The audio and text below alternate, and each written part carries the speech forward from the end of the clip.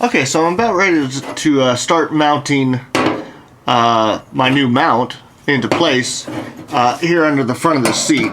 And I showed you how it fits in there before, just like that.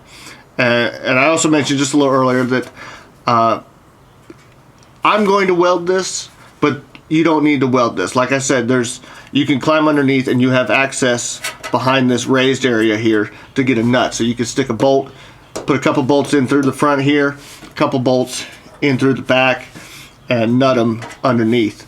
But I am going to weld these. I'm going to put a few rosette welds, probably do 4 on the front here, and I think 2 on the back. So I'm going to weld these. Also, I got to mark my hole here to drill that out, and that's kind of where I wanted to lead off into this video.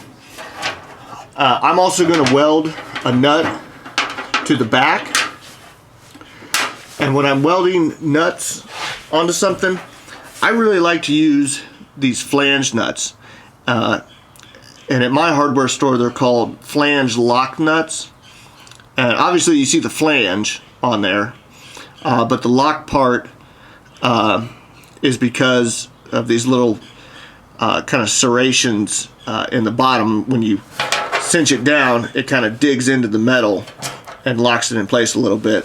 And so I like to use these when I'm welding because it gives you a nice area, a nice little flange there to actually lay your bead on. And usually I don't weld nuts all the way around. I just kind of want something, it's really just to hold it in place. So quite often I don't have to chase these with a tap to clean out the threads, because the distortion or the heat will distort it, and it won't be perfectly round anymore. Usually when you weld nuts, especially something this small. But frequently I always chase them, but the taps always go through real smooth. I don't have that when I've welded just a regular hex nut. Often there is some resistance when I run the tap through them. But anytime you weld a nut, or a bolt for that matter, put a tap through the nut, run a die over the bolt, just to make sure you don't have any little spatter or anything inside your threads there. That'll totally booger up your bolt and cross thread it. It's just a mess. So anyway, like I said, I like to use these little flange nuts when I'm welding.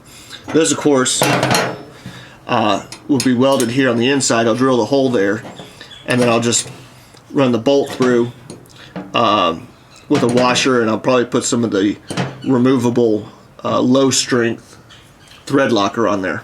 So that's how I'm going to do that with this. So all I really need to do now is just get to the getting and start mounting this in place.